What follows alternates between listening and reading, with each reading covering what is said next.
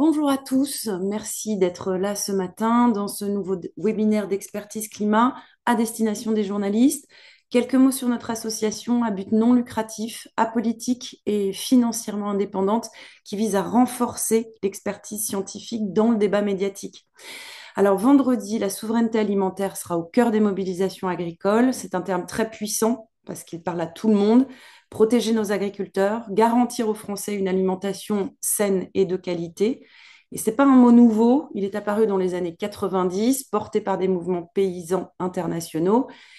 On précise que c'est un droit pour un pays de décider de son agriculture dans l'intérêt de sa population, pas seulement selon les règles du commerce interne, du commerce mondial. Ça veut dire choisir ses dépendances, sécuriser sa production et prendre en compte aussi les conditions sociales et environnementales. Mais derrière ce mot, il y a en réalité des visions très différentes de la production agricole, c'est ce qu'on va voir. Aujourd'hui, la FNSEA en fait un mot d'ordre, protéger les agriculteurs face à une concurrence jugée déloyale, notamment avec le Mercosur, et défendre la compétitivité. D'où les propositions, refuser de nouveaux accords commerciaux, bloquer les importations, imposer des clauses miroirs et maintenir les aides agricoles actuelles, et notamment la PAC. Mais qu'est-ce que cette définition? Enfin, est-ce que cette définition correspond vraiment aux besoins de long terme, à savoir mieux rémunérer les agriculteurs, nourrir la population et réduire nos dépendances aux importations? Alors, c'est ce qu'on va explorer ce matin ensemble avec trois chercheurs et chercheuses qui sont avec nous. Vincent Châtelier, ingénieur de recherche en économie à l'INRAE et ex-président de la Société française d'économie rurale. Bonjour Vincent. Bonjour. Harold Levrel, qui est professeur d'économie au Muséum d'histoire naturelle et chercheur au Centre d'écologie et des sciences de la conservation. Bonjour Harold. Bonjour. Et Aurélie Catalot, qui est directrice du programme Politiques agricoles et alimentaires France à l'Institut du développement durable et des relations internationales à l'IDRI. Bonjour Bonjour. Aurélie. Bonjour. Alors, quelques règles de participation que certains connaissent avant de commencer. Pendant les présentations, n'hésitez pas à poser vos questions dans le chat en mentionnant votre nom, votre rubrique et votre rédaction. Et après les présentations, on gardera du temps pour des questions complémentaires à peu près une demi-heure, trois quarts d'heure. Donc, vous pouvez ouvrir votre micro. Ce ne sera pas enregistré. On enregistre les présentations des chercheurs et chercheuses, mais vos questions, c'est un temps libre et vous pouvez poser toutes vos questions. Et les chercheurs sont plus libres aussi de leurs réponses. Donc, merci à vous tous. Merci à tous les trois dans vos présentations de bien respecter le timing pour laisser du temps aux questions. Donc, de quoi dépend encore la France pour nourrir sa population? Pourquoi est-ce qu'on exporte ce qu'on produit tout en important ce qu'on consomme? Et est-ce que le modèle actuel profite vraiment aux agriculteurs et aux consommateurs? Ou bien faut-il repenser nos priorités? Vincent Châtelier, je vous laisse la parole. Je partage mon écran. Bonjour à toutes et à tous. Quelques diapos sur cette notion de la souveraineté alimentaire et de l'agriculture européenne et française à partir de travaux qu'on peut conduire sur les bases de données des douanes qui nous permettent d'avoir des diagnostics extrêmement précis des relations commerciales qui existent entre la France et les autres pays du monde ou entre l'Europe et les autres pays du monde.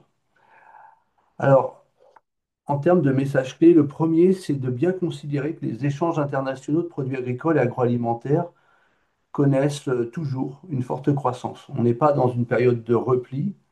Et si on exprime le commerce agroalimentaire sur le produit intérieur brut, on a même une accélération plus forte des échanges que du PIB. Donc on a une mondialisation de l'agriculture qui est en marche. Et le deuxième point, c'est que les échanges internationaux de produits agricoles et agroalimentaires, en fait, ils concernent surtout les productions végétales, notamment les céréales, les oléagineux, mais également les fruits et légumes, et souvent des produits qui sont quand même assez facilement stockables. Et du coup, en creux, ça veut dire que les productions animales sont finalement, on le voit ici, hein, à la partie rouge, les productions animales sont peu importantes, en fait, représentent 17% du commerce international des produits agricoles agroalimentaires sur la période récente. Et en fait, c'est un peu paradoxal parce que la crise sur la mondialisation, dans les discours politiques, bah, elle porte surtout sur les productions animales. On parle assez peu des productions végétales. C'est la raison pour laquelle, sur le terrain, on risque d'entendre plus des éleveurs parler de la mondialisation que des céréaliers qui, en tout cas pour le cas français, sont très dépendants de celle-ci. Donc une mondialisation qui augmente, même s'il y a évidemment des effets prix dans ce graphique, puisque les prix internationaux des produits agricoles ont beaucoup augmenté au cours des années récentes, ce qui joue évidemment dans cette dynamique.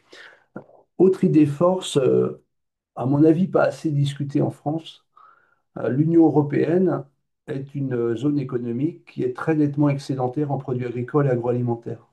Donc on parle beaucoup de nos importations, à juste titre, il y a des débats légitimes, hein, mais il ne faut pas oublier que quand on travaille à la Direction générale de commerce à Bruxelles, bah, on trouve que l'agriculture, on s'en sort pas mal.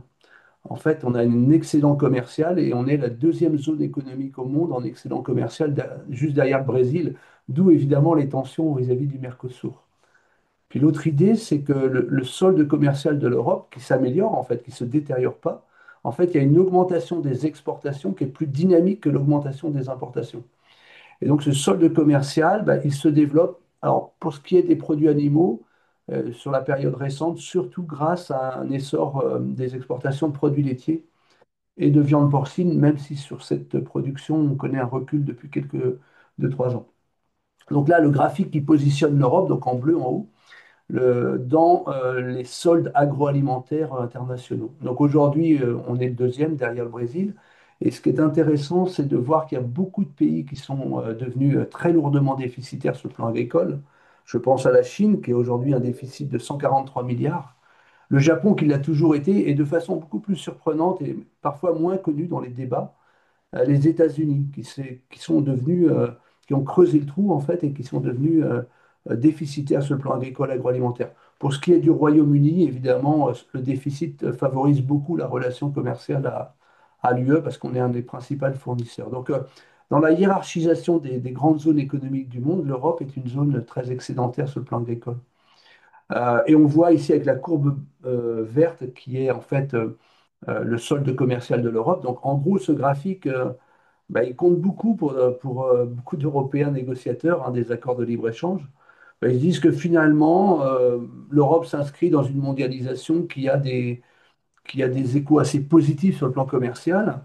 On a finalement, au cours des 3 dernières années, un solde commercial aux alentours de 40 milliards d'euros pour l'Union européenne à 27, et on n'a jamais eu un solde aussi élevé. Donc on a eu une période, en fait, je ne dis pas que ça ne pose pas de problème, mais on a eu une période où la dynamisation des exports a été favorable à l'Europe. Et évidemment, quand on parle de l'Europe, c'est l'Europe à 27. Et dans l'Europe à 27, il y a évidemment des positionnements très différents suivant les États membres. Et je pense que c'est ça qui est problématique aujourd'hui pour la France, c'est que la balance commerciale de la France en produits agroalimentaires, ben, comme ça a été mis en avant dans plusieurs rapports du Sénat, elle se détériore. Et elle se détériore pas mal, contrairement à d'autres pays. Donc en fait, c'est vraiment un décrochage, non pas de l'Europe dans le monde, mais c'est un décrochage de la France à l'intérieur de l'Europe. Donc on peut le montrer avec ce graphique hein, qui présente le solde agroalimentaire des États membres sur les 25 dernières années en euros courants, hein. Donc il y a deux, trois pays qui profitent bien du commerce. Le premier, c'est pas nouveau, les Pays-Bas, qui se sont envolés, en fait, qui font beaucoup de trading aussi, hein, qui sont à 45 milliards d'excédent commercial. Donc, ils n'ont jamais eu une balance commerciale aussi favorable. Donc, en gros, voilà, hein. Le deuxième pays qui s'est beaucoup développé, notamment dans les productions animales, c'est la Pologne, qui est aujourd'hui en numéro 2 en balance commerciale agricole et agroalimentaire. Et puis, vous avez l'Espagne, qui a très fortement galopé aussi grâce à des productions comme la production porcine, les fruits et légumes, et puis plus marginalement les vins. Et pour ce qui est de la France, donc historiquement, si vous prenez en 2000, on était le deuxième pays le plus excédentaire sur le plan agricole, et maintenant on est en sixième, cinquième ou sixième position. On est même derrière l'Irlande pour l'année dernière, donc en fait on est en décrochage par rapport aux autres pays. Il y a un autre pays qui est devenu négatif en balance commerciale agricole, c'est l'Allemagne. On en parle souvent comme étant une puissance agricole. Mais en fait, ils ont quand même 85 millions d'habitants à nourrir. Et ils ont beaucoup moins de surface agricole que la France. Donc, c'est un pays qui aujourd'hui a un déficit agricole et agroalimentaire de l'ordre de 25 milliards. Donc là, c'est un diagnostic un peu froid hein, des réalités commerciales et qui montre le décrochage français. Alors, évidemment, en fait, on a trois grands secteurs très excédentaires historiquement. Donc, on a les boissons, vins et spiritueux, on a les céréales et les produits laitiers. Et la difficulté qu'on a sur ces trois secteurs, c'est que c'est très challengé. Donc, je pourrais revenir dans le débat, mais en fait, on est excédentaire dans des secteurs où la concurrence, elle existe. Pour les céréales avec la Russie et l'Ukraine, pour les boissons, parce qu'on a des changements de consommation alimentaire, des changements de consommation de boissons dans le monde et des modifications des régimes. Et puis les produits laitiers, on a des pays qui sont assez concurrents aussi dans l'Europe. Et puis alors le problème qu'on a, c'est que les produits pour lesquels nous étions déficitaires il y a une dizaine d'années ou une quinzaine d'années, je pense notamment à la filière des fruits et légumes, eh bien, en fait, on n'arrive pas à résoudre le problème. En fait, on creuse le trou, c'est-à-dire que là où nous étions déficitaires, nous le sommes de plus en plus. Donc, on a une espèce d'étau entre une pénalisation des productions les plus excédentaires, une concurrence dure, et puis des secteurs où on n'arrive pas à remonter on n'arrive pas à remonter la rampe. Donc là, je vous ai mis un graphique qui présente l'état de la situation en 2024. Donc la balance commerciale de la France, c'est à peu près 4,3, ça dépend comment on met le spectre, mais en gros 4,3 milliards d'euros.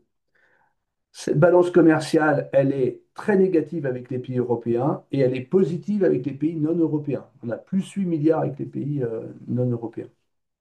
Et en fait, on voit bien ici les secteurs très excédentaires. Et en fait, les secteurs excédentaires comme la boisson, là-dedans, on a des vins et spiritueux, donc on a des filières à l'intérieur du secteur boisson, je cite souvent le cognac, qui sont aussi dans des problématiques commerciales délicates, notamment avec les droits de douane américains et la baisse de nos exports. Et puis, on a des filières très déficitaires, je pense aux fruits et légumes, aux poissons, au café, thé, cacao, qui est un dossier très important avec les oléagineux quand on parle du Mercosur. On pourra y revenir. Il n'y a pas que les viandes. Les viandes sont assez marginales, en fait, dans les importations de l'Europe vis-à-vis du Mercosur par rapport aux oléagineux et au café, thé, cacao. Voilà, donc en gros, on est quand même déficitaire dans beaucoup de filières déjà, et la dynamique productive n'est plus au rendez-vous dans beaucoup d'entre elles. Alors, quelques idées, en gros, pour engager les débats, je dirais, la première idée, c'est que la concurrence intracommunautaire est plus problématique que la relation de la France aux pays tiers. Donc, on va beaucoup parler du Mercosur dans les semaines à venir, mais en fait, on ferait bien de parler de la relation de la France aux autres pays européens d'abord. Deuxième chose, la France accepte certaines dépendances pour satisfaire la diversité des attentes de ses consommateurs. En fait, on ne cherche pas l'autarcie. Il y a bien longtemps qu'on a compris que la France était complètement à la ramasse dans la production de riz, par exemple, même si on en fait un peu en Camargue. On apporte 80, je sais plus, 15 ou 18% de la consommation française de riz. Donc il y a des secteurs où on assume évidemment nos dépendances. On l'a toujours été, on le restera. Et en fait, on accepte ces importations parce que les consommateurs souhaitent consommer ces produits. C'est valable pour le thé, le cacao, le café, le soja, etc. Même si évidemment, derrière ces dépendances, on peut avoir aussi des débats, y compris des débats de nature écologique. Le troisième point, c'est que la libre circulation des marchandises dans l'Europe est un souhait politique historique. C'est-à-dire, on fait un peu trop comme si, dans beaucoup de débats, on découvrait un peu que l'Europe était une zone de libre circulation. Je veux dire, voilà, ça fait 60 ans que ça dure. Donc, euh, d'ailleurs, politiquement, il y a plus grand monde qui propose de revenir sur cette libre circulation. Donc, on est un peu piégé parce qu'une très grande partie des échanges de la France se font d'abord avec des pays européens. Donc, dans certaines filières, nous sommes excédentaires et nous avons besoin d'exporter. Cette idée qu'à court terme, on pourrait se passer des exportations, moi, j'y crois pas du tout. Il y a des filières excédentaires, 1 kilo de blé sur deux quitte la France quand même, hein. Ou si on raisonne à horizon 2030, on ne va pas changer demain matin rapidement les assolements pour dire, voilà, on n'est plus dépendant. La dépendance, elle est forte, elle est puissante dans beaucoup de filières. Bien sûr qu'il faut se poser la question des réorientations, mais on est quand même bien piégé, hein, dans les vins et spiritueux notamment. A besoin de mieux cibler les produits pour lesquels une relance de la production serait nécessaire. Je crois que c'est extrêmement important dans ce débat complexe finalement de se dire mais quelles sont les productions en France dont on juge qu'on est devenu trop dépendant et pour lesquelles il faudrait développer. Alors moi je pense qu'il y a deux filières où on est allé trop loin, et c'est une pensée personnelle qu'on peut mettre au débat, hein. C'est la filière volaille où nous sommes devenus quand même très très dépendants de l'extérieur et la filière fruits et légumes où finalement on importe de l'eau en provenance de pays où écologiquement ça ne tient pas forcément la route. Donc là, on attend quelque part de voir comment finalement la stratégie française peut se déployer sur ces arguments. Voilà, c'était une petite introduction d'un débat, d'un thème extrêmement vaste. Je vous remercie. Merci d'avoir replacé surtout la France dans un contexte commercial mondial et européen, d'avoir exposé très précisément ce qu'on appelle le paradoxe français, hein, notamment qu'on exporte ce qu'on produit, mais aussi les limites du système agricole. Et on entend l'injonction peut-être à se préoccuper de réorienter la production sur des filières françaises comme les volailles ou les fruits et légumes. Harold, est-ce que tu prends la suite? Donc, merci pour l'invitation. La présentation, là, elle concerne un petit peu les aspects qui touchent à l'environnement biophysique et énergétique, mais aussi naturel, dans lequel on peut discuter de cette question de la souveraineté alimentaire. Le premier élément que je voulais montrer, c'est assez illustratif, hein, c'est le basculement de notre système agricole dans un système qui était évidemment fondé sur des énergies qu'on peut qualifier de naturelles avec les animaux, les agriculteurs, et puis en fait tout ce dont on avait besoin en termes d'énergie pour nourrir cette force humaine et non humaine. Et puis, évidemment, je vous apprends rien, on est passé dans un système qui dépend d'énergie fossile. Et dans ces énergies fossiles, finalement, on a un problème de dépendance, parce que certes, elles ont permis d'augmenter la productivité agricole française, mais en même temps, elles ont aussi conduit à ce qu'on ne soit plus autonome du point de vue de ces approvisionnements en énergie, hein. Donc, l'exemple le plus connu, c'est l'azote de synthèse, hein, qui est constitué à partir de gaz gaz qu'on importait de Russie et que dorénavant on importe principalement je dirais, de Norvège et des États-Unis et qui a des impacts très importants sur le prix des aliments qu'on consomme et le prix que peuvent être payés les agriculteurs. Donc, un exemple tout simple de cette dépendance, de cette vulnérabilité, donc de la question de souveraineté que ça peut poser, c'est la crise ukrainienne que l'on connaît depuis quelques années et qui a conduit à une augmentation en moyenne de 30% du prix des intrants et en particulier donc de ce fameux azote de synthèse. Et ces 30% d'augmentation des intrants, c'est ce qui conduit à une augmentation pratiquement, enfin, exactement similaire de l'alimentation. Alors là, c'est le prix pour les produits agricoles, mais on a évidemment un effet direct sur le produit des aliments dans les magasins. Donc pour dire qu'on a sur cette question de souveraineté un enjeu autour de cette dépendance hein, aux énergies fossiles dont voilà qu'on subit fortement. Un autre élément pour situer la question de la souveraineté alimentaire dans un cadre un petit peu élargi, c'est la question de l'eau, hein, qui est évidemment, on consomme des aliments, mais on consomme aussi de l'eau. Et le constat qu'on fait depuis quelques décennies maintenant, et en particulier depuis quelques années, c'est une disparition importante des captages d'eau potable. Il y en a eu 14 000 qui ont disparu en 40 ans. Et dans 41% des cas, l'origine de cette fermeture, c'est une teneur excessive en pesticides ou en azote de synthèse. Alors, ça a une conséquence très concrète, c'est un renchérissement du prix du mètre cube d'eau hein, pour les ménages. On était à 1,5 € en 1990, 3,57 en 2008 et on est aujourd'hui à 4,52 euros, enfin même un petit peu plus dorénavant.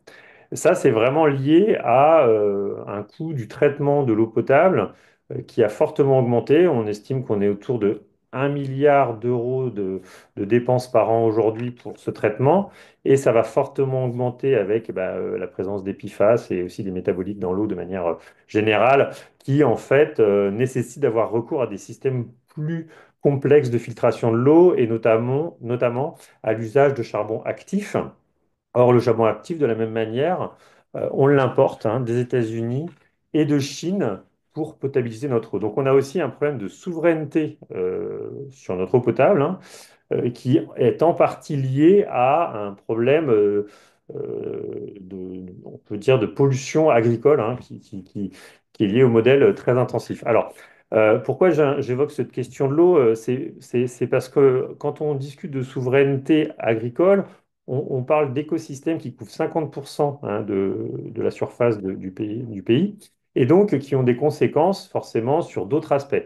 La question aussi de voir comment les activités font évoluer de manière défavorable la biodiversité et tout particulièrement les pollinisateurs ou les populations de vers de terre qui contribuent donc soit à polliniser, soit à renouveler la fertilité des sols. En fait, ça, c'est des questions importantes pour penser la souveraineté alimentaire de notre pays pour les générations futures, puisque c'est le capital qui va permettre de pouvoir continuer à produire des aliments dans les années et les décennies à venir, y compris dans un contexte où les énergies fossiles pourraient être beaucoup plus coûteuse.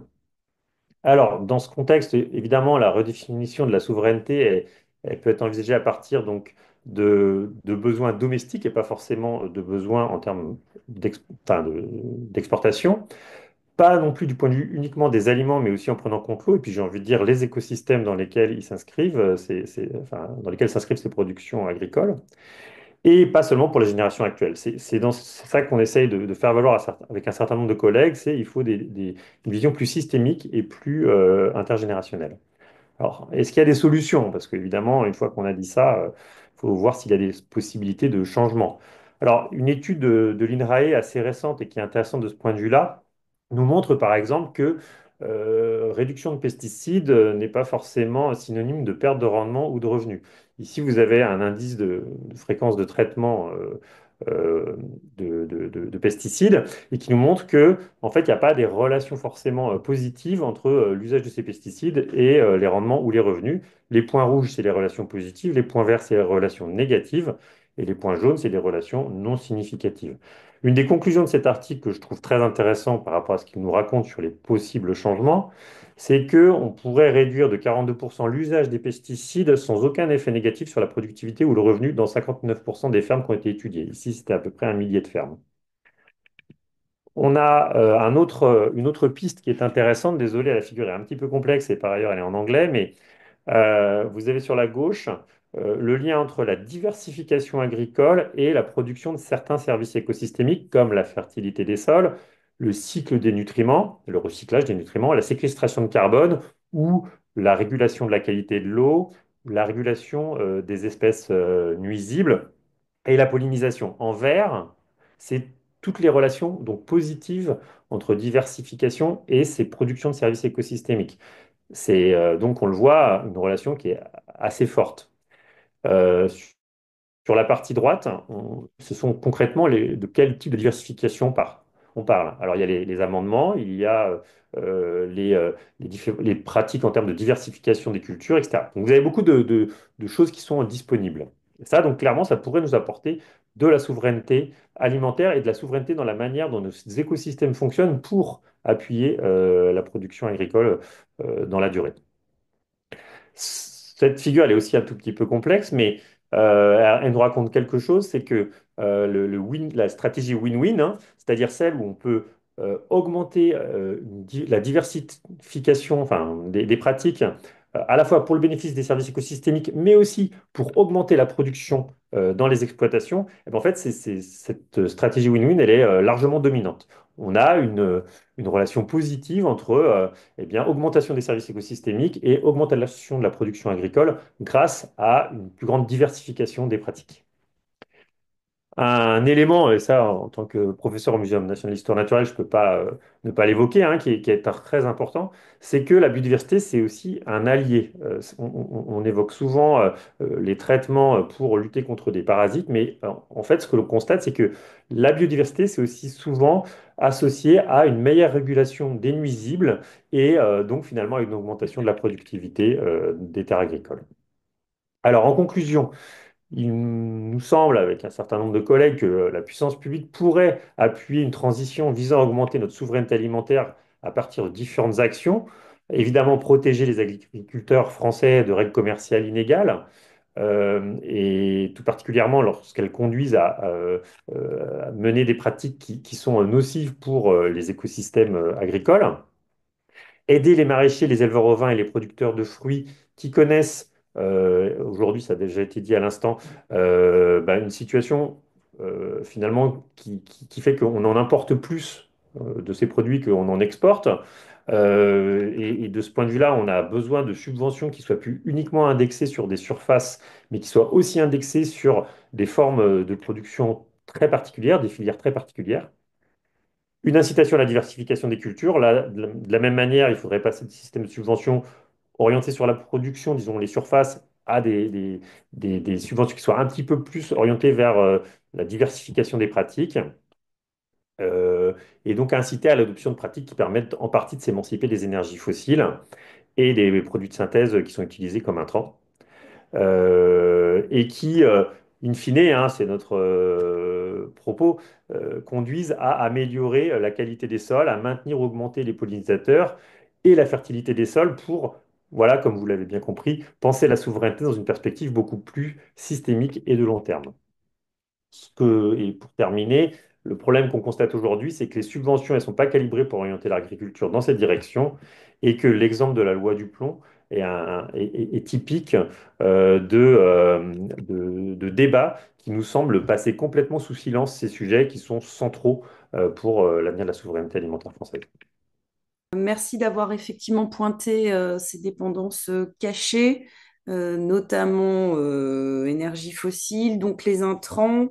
Donc c'est aussi une question de prix alimentaire et de pouvoir d'achat. Problème sur l'eau qui menace la potabilité de l'eau et qui sont aussi des coûts pour la société. Et merci d'ouvrir sur les solutions également qu'on entend assez peu et qu'il faut effectivement mettre en avant, notamment pour répondre à la question des revenus agricoles et du pouvoir d'achat. Aurélie, je te passe la parole. Eh ben, merci beaucoup. Bonjour, ou rebonjour à toutes et tous. Pour ma part, dans cette troisième et dernière présentation, j'ai essayé de m'attacher à essayer de vous fournir une sorte de clé de lecture de la diversité des récits qu'on peut tirer à partir pourtant d'un concept assez consensuel en France, donc la souveraineté alimentaire, qui est aussi relativement consensuel dans une moindre mesure toutefois à échelle de l'Union européenne. Et pour autant, derrière un apparent consensus de défense de la souveraineté alimentaire, les uns et les autres arrivent à en déduire des constats, des diagnostics, mais aussi des visions sur ce qui serait souhaitable qui sont parfois diamétralement opposées. Et donc, je vais essayer de vous expliquer pourquoi, à partir de ce même concept, on arrive à tirer des récits qui sont très différents. En fait, pour commencer, on peut considérer que il y a quatre grands paramètres qui peuvent expliquer ces différences de récits autour du concept de souveraineté alimentaire. Ça va dépendre premièrement du périmètre pris en compte, deuxièmement des indicateurs utilisés, troisièmement des unités considérées et quatrièmement du point de référence. Et je vais passer en revue ces quatre éléments. En ce qui concerne le périmètre, eh bien, ça dépend de si on parle de ce qui est produit uniquement par les exploitations agricoles, c'est donc le périmètre des matières agricoles. Je peux prendre là l'exemple de la production de blé dur en France. Ça n'est pas la même chose que si on prend en considération le périmètre des produits agroalimentaires, qui va donc inclure le maillon des industries agroalimentaires en plus de celui des exploitations agricoles. Et là, eh bien, si je reprends mon exemple, on peut constater que le récit sur la souveraineté autour des pâtes produites à partir de blé dur en France n'est pas le même que si on prend en considération uniquement la matière première, le blé dur. Et puis, on peut encore élargir le périmètre et s'intéresser aussi à la souveraineté en matière d'intrants qui sont nécessaires à la production agricole chez nous en France. Quand on parle d'intrants, on a souvent en tête, par exemple, les engrais. Donc, on peut parler des engrais azotés qui sont nécessaires pour produire le blé dur chez nous en France. Mais le périmètre des intrants est beaucoup plus large que ça. Ça recouvre aussi les pesticides. Et comme mes collègues précédemment l'ont évoqué, on peut aussi parler de l'eau pour l'irrigation. On peut aussi parler des souches génétiques. On peut aussi parler de l'alimentation animale pour l'élevage, etc. Donc ça nous donne déjà une très grande différence sur l'appréciation du niveau de souveraineté. Deuxièmement, on peut aussi avoir des récits qui divergent selon les indicateurs qui sont mobilisés. Et donc là, j'utilise un peu des termes techniques, mais c'est, me semble-t-il, relativement simple à comprendre. Il y a un premier indicateur qui est celui du taux d'auto-approvisionnement qui va regarder le ratio entre production et consommation domestique. Et donc, j'ai repris le même exemple que précédemment. Si on parle du blé dur, en fait, nous produisons en France 148% du blé dur que nous consommons. Donc ça nous donne une impression de récit qui est très excédentaire sur le blé dur. En revanche, si je prends un autre indicateur qui est celui de la dépendance aux importations, qui consiste lui à regarder le ratio entre importation et consommation domestique, et bien là, on va voir que sur les pâtes, on est dépendant à 75% des importations. Et cette différence-là, elle tient au fait que nous produisons beaucoup de blé dur, mais nous n'avons plus les usines pour les transformer en France. Ça part essentiellement en Italie pour la transformation, et ensuite nous réimportons ces pâtes d'Italie. Et donc, on voit bien que là, on a un récit potentiellement extrêmement différent sur des produits qui sont pour autant très proches. Et puis, il y a un troisième, c'est pas tout à fait exhaustif, mais on utilise aussi parfois la notion de taux de couverture qui, elle, regarde le ratio entre la production moins nos exportations, donc c'est ce qui reste effectivement sur le sol français par rapport à ce qu'on consomme. Et là encore, ça peut changer un peu l'histoire. Si je reprends toujours mon histoire du blé dur, eh bien, on voit qu'on a un taux de couverture de 16% sur les produits qui sont issus du blé dur, précisément parce qu'on a d'importantes exportations, notamment à destination de l'Italie. Troisièmement, le récit peut aussi beaucoup changer en fonction des unités qu'on considère. Si je reprends l'exemple de la présentation de Vincent Châtelier, la première de nos présentations, la quasi-totalité de ces chiffres étaient en valeur en euros et il nous a illustré le fait que on pouvait notamment se féliciter d'avoir une balance commerciale agroalimentaire dans l'Union européenne qui est très largement excédentaire. Et ça, c'est effectivement ce que nous montre cet indicateur de l'euro, c'est-à-dire de la valeur.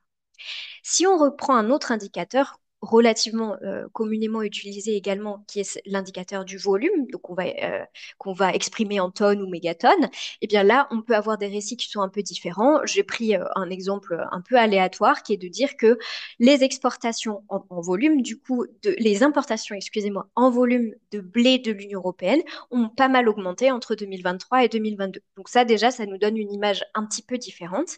Et il y a une troisième unité qui est, me semble-t-il, moins rarement mobilisée dans le débat public, mais que pour autant, nous, à l'IDRI, nous utilisons beaucoup et nous jugeons pertinente pour évaluer l'efficience du système alimentaire, c'est l'unité de l'énergie. Et donc, en termes d'alimentation, on va exprimer ça en calories.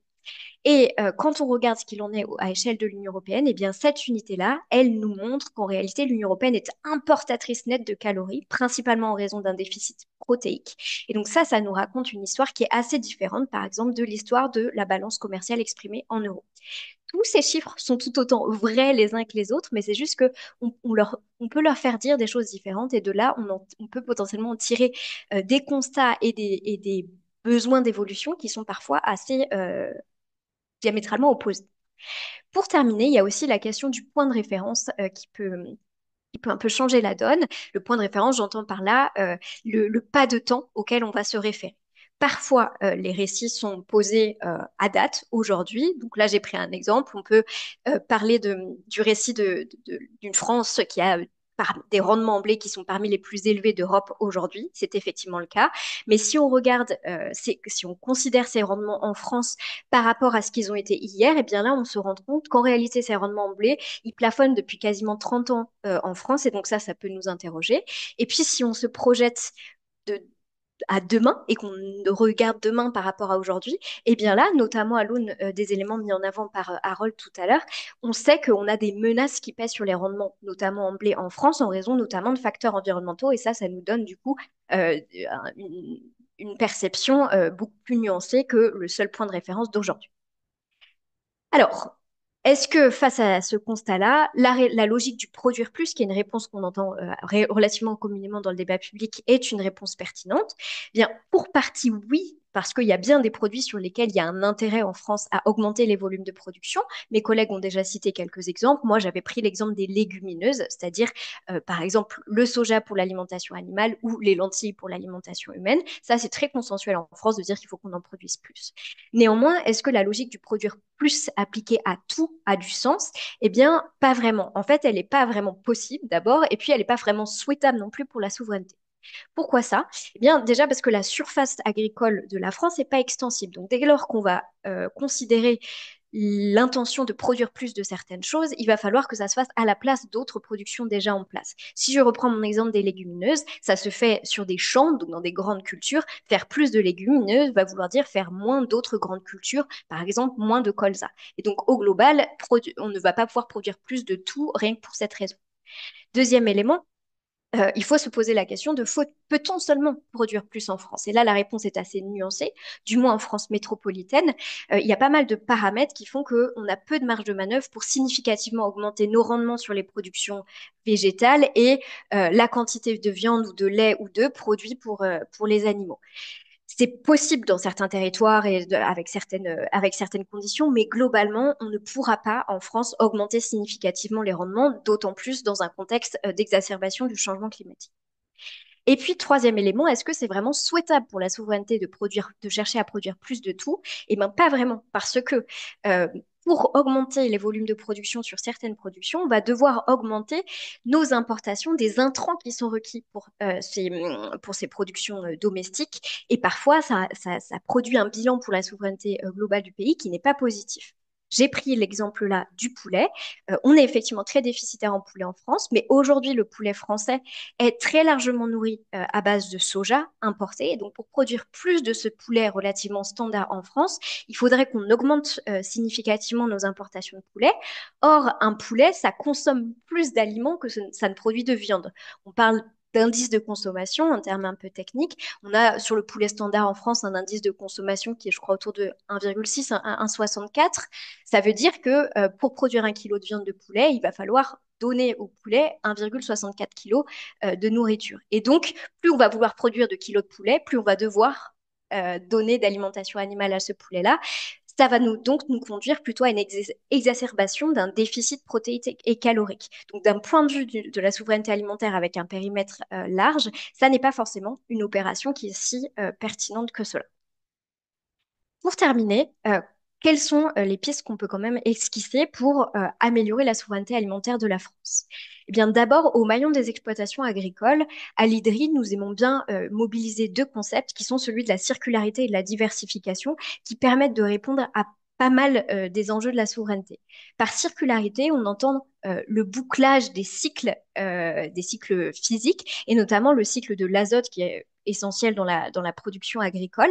Ça veut dire qu'on arrête d'avoir des besoins d'intrants en azote en France, notamment par le biais d'importation de protéines végétales, c'est de l'azote, ou d'engrais azotés, et qu'il faut aussi qu'on limite les pertes d'azote dans les milieux, ce qui est en plus source de pollution très importante.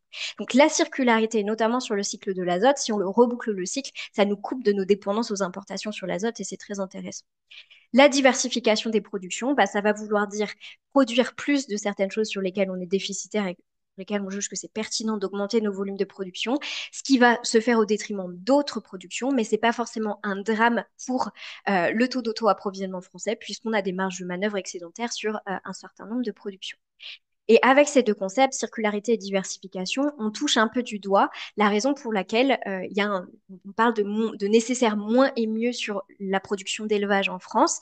Et bien, dès lors qu'on va essayer de boucler ce cycle de l'azote et de rediversifier nos productions sur le territoire et globalement, eh bien, ça va nous amener à avoir moins de volume de production en élevage, mais avec un niveau de souveraineté supérieur sur cette production d'élevage.